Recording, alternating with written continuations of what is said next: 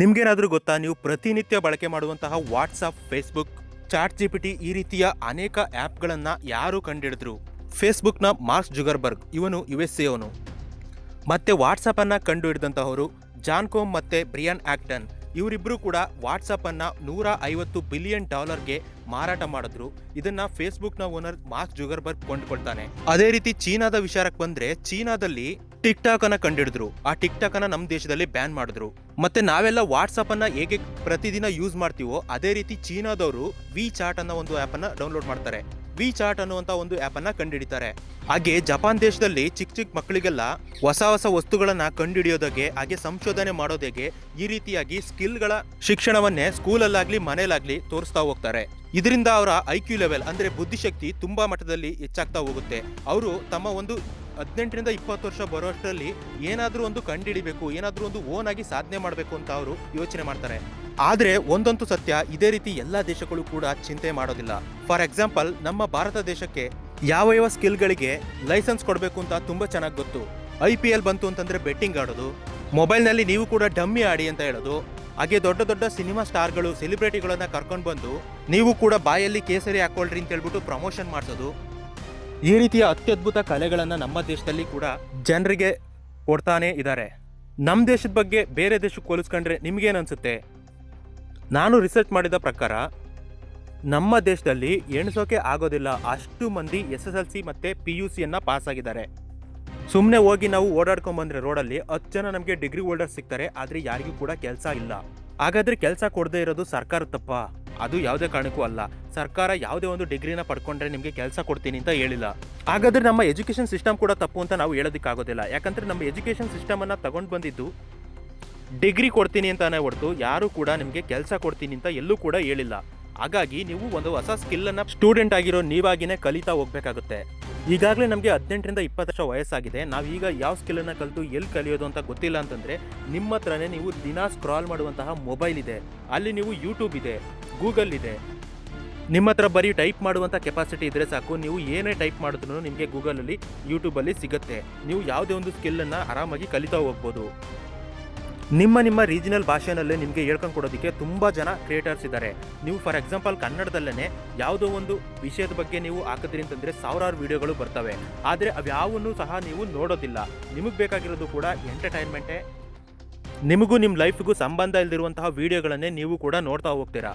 ಆದರೆ ಇದು ಯಾರು ತಪ್ಪು? ಗೌರ್ಮೆಂಟಿನ ತಪ್ಪ? ಅಂಥ ವಿಡಿಯೋ ಕ್ರಿಯೇಟರ್ಸ್ ತಪ್ಪ? ಅಥವಾ ನಿಮ್ಮ ತಪ್ಪ? ಯೋಚನೆ ಮಾಡ್ತೀರಾ, ಅದು ನಿಮ್ಮದೇ ತಪ್ಪು. ಫಾರ್ ಎಕ್ಸಾಂಪಲ್, ಗೌರ್ಮೆಂಟ್ ಜಾಬ್ಗಳನ್ನು ಕೇವಲ 1000ರಲ್ಲಿ ಕಾಲ್ ಮಾಡಿದ್ರೆ ಲಕ್ಷಾಂತರ ಜನ ಯುವಕರು ಯುವತಿಯರು ಅದಕ್ಕೆ ಅಪ್ಲೈಯನ್ನು ಮಾಡ್ತಾರೆ. ಈ ಗೌರ್ಮೆಂಟ್ ಕೆಲಸ ಕೊಡೋದಿಲ್ಲ ಅಂತ ಎಲ್ಲರೂ ಬೈತಾರೆ. ಆದರೆ ಆ ಒಂದು ಎಕ್ಸಾಮ್ಗಳನ್ನು ಪಾಸ್ ಮಾಡಿದವರಿಗೆ ಖಂಡಿತವಾಗ್ಲೂ ಕೆಲಸ ಇದೆಯಲ್ವಾ? ಆ ಎಕ್ಸಾಮ್ನ ನಿಮ್ಮ ಕೈಲಿ ಪಾಸ್ ಮಾಡೋದಕ್ಕಾಗೋದಿಲ್ಲ. ನಿಮ್ಮ ಕೈಲಿ ಬರೀ ಡಿಗ್ರಿ ಇದೆ. ಆ ಡಿಗ್ರಿ ಎಲ್ಲರ ಕಡೆ ಇರಬೇಕಾದ್ರೆ ನಿಮಗೆ ಅಂತಾನೆ ಸಪ್ರೇಟಾಗಿ ನಿಮ್ಮ ಹತ್ರ ಏನು ಸ್ಕಿಲ್ ಇದೆ ಅಂತ ಚೆಕ್ ಮಾಡ್ದಲೇ ಅದು ಹೇಗೆ ನಿಮಗೆ ಕೆಲಸ ಕೊಡ್ತಾರೆ? ನಿಜವಾಗ್ಲೂ ನಿಮ್ಮ ಹತ್ರ ಸ್ಕಿಲ್ ಇಲ್ಲ ಅಂತಂದರೆ, ಸ್ಕಿಲ್ ಅನ್ನೋದು ಏನು ಹುಟ್ತಾನೆ ಬರೋದಿಲ್ಲ, ಅದು ಬ್ಲಡ್. ಯಾವುದೋ ಒಂದು ವಂಶದಿಂದ ಬ್ಲಡ್ಡಿಂದನೇ ಕೂಡ ಸ್ಕಿಲ್ ಬರೋದಿಲ್ಲ. ಸ್ಕಿಲ್ ಅನ್ನೋದು ಯಾವುದೋ ಒಂದು 6 ತಿಂಗಳಾಗಲಿ 1 ವರ್ಷ ಆಗಲಿ ಫೋಕಸ್ ಮಾಡಿ ನೀವು ಕಲ್ತಿರಿ ಅಂತಂದರೆ ಸ್ಕಿಲ್ ಅನ್ನೋದು ಆಟೋಮೆಟಿಕ್ ಆಗಿ ನಿಮಗೆ ಬರುತ್ತೆ. ಖಂಡಿತವಾಗ್ಲೂ ನೀವು ಮಾಡಬೇಕಾಗಿರುವಂಥ ಕೆಲಸ ಇಷ್ಟೇ. ನೀವು ಯಾವುದಾದ್ರೂ ಒಂದು ಸ್ಕಿಲ್ಲನ್ನು ಕಲ್ತ್ಕೊಂಡು ನಿಮ್ಮ ಪ್ಯಾಷನ್ ಜೊತೆ ವರ್ಕ್ ಮಾಡಬೇಕು. ಅಥವಾ ಗೌರ್ಮೆಂಟಲ್ಲಿ ನಾವು ಒಂದು ಕೆಲಸ ತಗೊಂಡು ಸರ್ವಿಸ್ ಕೊಡ್ತೀನಿ ಅಂತಂದರೆ ಗೌರ್ಮೆಂಟ್ ಕೆಲಸಕ್ಕೆ ಓದ್ತಾ ಹೋಗಬೇಕು, ಕಾಂಪಿಟೇಟಿವ್ ಎಕ್ಸಾಮನ್ನು ಪಾಸ್ ಮಾಡಬೇಕು. ಇಲ್ಲ ನನಗೆ ದುಡ್ಡು ಮಾಡೋದಿಷ್ಟ, ದುಡ್ಡು ಬೇಕು ಅಂತಂದರೆ ಖಂಡಿತವಾಗ್ಲೂ ನೀವು ಬೇಗನೆ ಸ್ಟಾರ್ಟಪ್ಪನ್ನು ಸ್ಟಾರ್ಟ್ ಮಾಡಿ, ಒಂದು ಬಿಸ್ನೆಸ್ಸನ್ನು ಸ್ಟಾರ್ಟ್ ಮಾಡಿ. ಬರೀ 3 ರಿಂದ 4 ವರ್ಷ ನೀವು ಫೋಕಸ್ ಮಾಡಿ ವರ್ಕ್ ಮಾಡಿದ್ರಿ ಅಂತಂದರೆ ಯಾವುದೇ ಒಂದು ಬಿಸ್ನೆಸ್ಸನ್ನು ನೀವು ಕೋಟಿಗೆ ತೊಗೊಂಡು ಹೋಗ್ಬೋದು. ಅಲ್ಲಿ ಕೂಡ ನಿಮಗೆ ಸ್ಕಿಲ್ ಇಂಪಾರ್ಟೆಂಟ್ ಆಗ್ತಾ ಹೋಗುತ್ತೆ. ಈ ಸ್ಕಿಲ್ ಹೆಂಗೆ ಬರುತ್ತೆ ಅಂತಂದರೆ, ನೀವು ಸ್ಕಿಲ್ಲನ್ನು ಮೊದಲೇ ಹೇಳಿದಾಗೆ ನಿಮಗೆ ಬ್ಲಡ್ಡಿಂದ ಬರೋದಿಲ್ಲ. ಸ್ಕಿಲ್ನ ನೀವು ಡೈಲಿ ಕಲಿತಾ ಹೋಗಬೇಕು, ಇಂಪ್ರೂವ್ ಮಾಡ್ತಾ ಹೋಗಬೇಕಾಗುತ್ತೆ. ಮತ್ತು ಇನ್ನೊಂದು ವಿಚಾರ ಹೇಳಬೇಕು ಅಂತಂದರೆ, ನಾನು ತುಂಬ 18 ರಿಂದ 20 ವರ್ಷ ಹುಡುಗರನ್ನ ನೋಡಿದ್ದೀನಿ. ಅವ್ರಿಗೆ ಲೈಫ್ ಬಗ್ಗೆ ಏನೂ ಇಲ್ಲ. ಆ ವಿಮಾಲ್ ಹಾಕೋತಾರೆ, ಸುಮ್ಮನೆ ರೋಡಲ್ಲಿ ಎಲ್ಲಿ ಬೇಕಲ್ಲಿ ಉಗಿತಾರೆ, ಸುಮ್ಮನೆ ಬೈಕ್ ತಗೊಂಡು ಯಾರ್ದೋ ಬೈಕು ತಗೊಳೋದು, ಹೆಲ್ಮೆಟ್ ಹಾಕೊಳ್ದೇನೆ ಹೋಗ್ತಾ ಇರೋದು. ಅವ್ರೇನಾದರೂ ಬಿದ್ದು ಬಂದರು ಅಂತಂದರೆ ನೋಡೋರು ಯಾರು? ಅವ್ರ ಕುಟುಂಬನೇ ನೋಡ್ಕೋಬೇಕು. ನೀವು ಎಷ್ಟು ಬೇಗ ಲೈಫ್ ಬಗ್ಗೆ ಸೀರಿಯಸ್ ಆಗ್ತಾ ಹೋಗ್ತೀರಾ, ಅಷ್ಟು ಬೇಗ ನಿಮಗೆ ಸಕ್ಸಸ್ ಅನ್ನೋದು ಸಿಗುತ್ತೆ, ದುಡ್ಡು ಅನ್ನೋದು ಸಿಗುತ್ತೆ, ರೆಸ್ಪೆಕ್ಟ್ ಅನ್ನೋದು ಸಿಗುತ್ತೆ. ಹಾಗಾದ್ರೆ ಲೈಫ್ ಬಗ್ಗೆ ಸೀರಿಯಸ್ ಆಗೋದು ಹೇಗೆ? ಸಿಂಪಲ್ ಆಗಿ ಲೈಫ್ ಬಗ್ಗೆ ಸೀರಿಯಸ್ ಆಗಿರಬೇಕು ಅಂತಂದರೆ ನೀವು ಕೆಟ್ಟ ಚಟಗಳನ್ನು ಬಿಡಬೇಕಾಗುತ್ತೆ, ಟೈಮ್ ವೇಸ್ಟ್ ಮಾಡೋದನ್ನು ಬಿಡಬೇಕಾಗುತ್ತೆ. ಕನಿಷ್ಠ ದಿನದಲ್ಲಿ 3 ರಿಂದ 4 ಗಂಟೆ ನೀವು ನಿಮಗೆ ಅಂತ ಟೈಮ್ ಕೊಟ್ಟು ಯಾವುದಾದ್ರೂ ಒಂದು ಸಣ್ಣ ಸ್ಕಿಲ್ಲನ್ನು ಕಲಿಯೋದಕ್ಕೆ ಪ್ರಯತ್ನ ಮಾಡಬೇಕಾಗುತ್ತೆ. ಇದಕ್ಕೆ ನೀವು ಡಿಗ್ರಿನೇ ಮಾಡಿರಬೇಕು, PUCನೇ ಓದಿರಬೇಕು, ಯಾವುದೇ ಕಾರಣಕ್ಕೂ ಇಲ್ಲ. ಕನಿಷ್ಠ ನೀವು ಯಾವುದಾದ್ರೂ ಒಂದು ಸ್ಕಿಲ್ಲನ್ನು ನಾನು ಮನಸ್ಸಿಂದ ಕಲಿತೀನಿ ಅಂತ ಆಸೆ ಪಟ್ಟರೆ ಸಾಕು. ಹಾಗಾದರೆ ಯಾವುದೋ ಒಂದು ಸ್ಕಿಲ್ ಕಲ್ತ್ಬಿಟ್ಟು ಎಲ್ಲರೂ ಸಾಧನೆ ಮಾಡಬೇಕಾ? ಯಾವುದೋ ಕಾರಣಕ್ಕೂ ಇಲ್ಲ. ನಿಮ್ದೇನಾದರೂ ಆಸ್ತಿ ಇದೆಯಾ? ಕೃಷಿ ಮಾಡ್ತೀರಾ? ಮಾಡಿ. ನಿಮ್ಮ ತೋಟದಲ್ಲಾಗಲಿ ಭೂಮಿಲಾಗಲಿ ಒಳ್ಳೆ ಇಳುವರಿ ಬರೋದು ಹೇಗೆ? ಒಳ್ಳೆ ಗೊಬ್ಬರ ಹಾಕ್ಬಿಟ್ಟು ಔಷಧಿ ಹಾಕ್ಬಿಟ್ಟು ಒಳ್ಳೆ ಬೆಳೆ ತೆಗೆಯೋದು ಹೇಗೆ? ಅದನ್ನು ರಿಸರ್ಚ್ ಮಾಡಿ.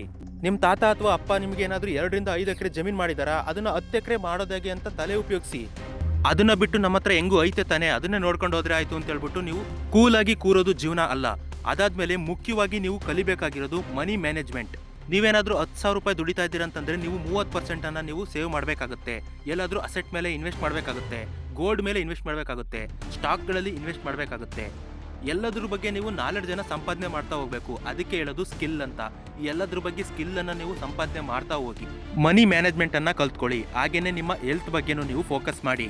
ನೀವು ಎಷ್ಟೇ ಬ್ಯುಸಿ ಇದ್ರೂ ಡೈಲಿ 20 ನಿಮಿಷನಾದರೂ ನಿಮ್ಮ ದೇಹಕ್ಕೆ ಅಂತ ವಾಕಿಂಗ್ ಆಗಿರ್ಬೋದು, ವರ್ಕೌಟ್ ಆಗಿರ್ಬೋದು ಮಾಡಬೇಕಾಗುತ್ತೆ. ನಮ್ಮ ಭಾರತ ದೇಶದ ಜನಸಂಖ್ಯೆ ಚೀನಾ ದೇಶಕ್ಕಿಂತ ಕಮ್ಮಿ ಇದೆ. ಇಡೀ ವಿಶ್ವದಲ್ಲಿ ನಾವು 2ನೇ ಸ್ಥಾನದಲ್ಲಿದ್ದೀವಿ. ಆದರೂ ನಾವು ಹೇಳ್ತೀವಿ ನಮ್ಮ ಭಾರತ ಬಡ ರಾಷ್ಟ್ರ ಅಂತ. ಆದರೆ ಚೀನಾದವರೆಲ್ಲೂ ಹೇಳಿಲ್ಲ ನಮ್ಮ ಚೀನಾ ಬಡ ರಾಷ್ಟ್ರ ಅಂತ. ಯಾಕಂತಂದರೆ ಅವರು ಚೀನಾದವರು ಪ್ರತಿಯೊಬ್ಬರು ಕೂಡ ವರ್ಕ್ ಮಾಡ್ತಾರೆ, ಪ್ರತಿಯೊಬ್ಬರು ಕೂಡ ಕೆಲಸ ಮಾಡ್ತಾರೆ. ಹಾಗಾದ್ರೆ ನಾವೇನು ಕೆಲಸ ಮಾಡೋದಿಲ್ವಾ ಅಂತ ನೀವು ಹೇಳ್ಬೋದು. ಹಾಗಾದರೆ ಏನು ಕೆಲಸ ಮಾಡ್ತೀರಾ ಅಂತ ಕಮೆಂಟ್ ಮಾಡಿ.